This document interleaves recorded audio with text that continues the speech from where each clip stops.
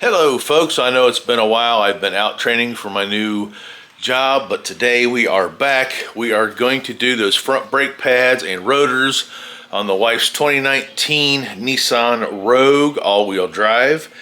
Yes, I'm a little different looking today. I have decided to go ahead and go back to my natural look.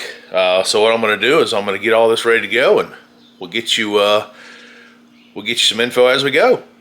Alright guys, we've got her all jacked up. I apologize I didn't show that. I will show you what I jacked it up on here in a few minutes.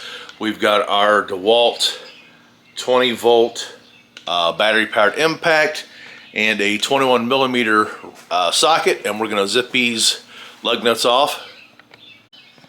Alright, as you can see, we've got them zipped off. I've got my jack down here on that control arm, also called an A-arm. That's how I jacked it up. We will safely jack it up.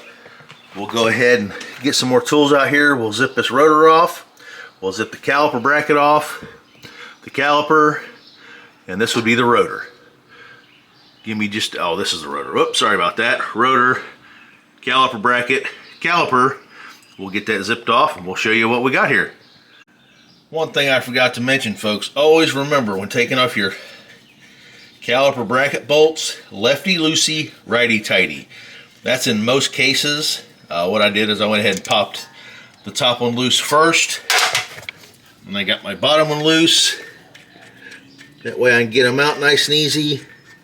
And then here in a second, we'll show you how to compress those. Compress this caliper, and I'll show you what I mean here in just a moment. Alright guys, another little trick. Get yourself a flathead screwdriver. Come in between this caliper and this rotor, and you kind of want to give a little pull it towards you. What that's going to do is compress this caliper back so it just slides right off. Now that our caliper's off, I'll go ahead and compress this back. There's a couple methods you can use. C-clamp. I use a piston caliper compressor. I'll go ahead and grab that and we'll show you what we got. Alright guys, one thing I forgot is a lot of people like to let these brake lines just hang and dangle here. I recommend not doing that because there's a little plastic hose that runs inside of here that can very, very easily snap. So now what we're going to do is we're going to take our, mine's a dual piston caliper tool, but it works just the same. We're going to squeeze it back together here, and we're going to just compress that caliper back. I don't know how well you can see that. Give it a couple squeezes. Don't go real fast, because what we're doing is we're pushing all that brake fluid back up into our master cylinder, and we don't want it to come out of there. So we got her compressed back. Now we're going to pop our tool off and continue going. Alright, so what I've done here is I've just taken a zip tied it up out of the way. That way the hose isn't stretched. There's no way it's going to kink. There's no way it's going to break inside there. Now we're going to go ahead and pop our brake pads off, and we'll slap some new ones on. And before I forget and go any further, once you take this back brake pad out, notice where that squealer is right there. This is your squealer. It was at the top. Make sure you put that back on the top. That way the next time when your brake pads get thin like this, and I'll show you what a new one is compared to a used one, your squealers will alert you before it digs into your rotor too bad, and then you don't have to replace pads and rotors. You can do what they call a pad slap. Give me a moment here. I'll show you what a new set of pads looks like.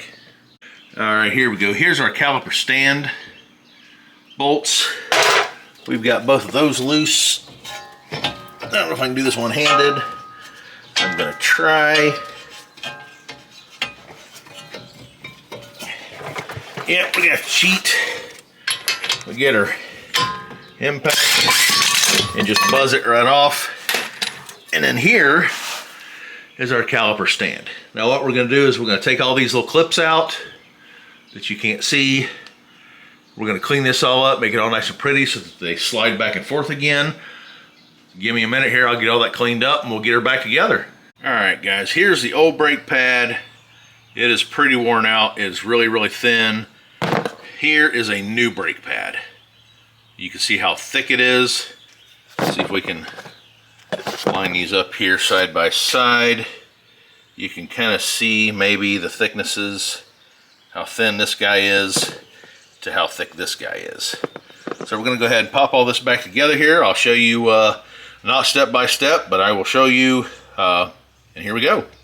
All right, as you can see, we got the new rotor on. We got the caliper bracket back on.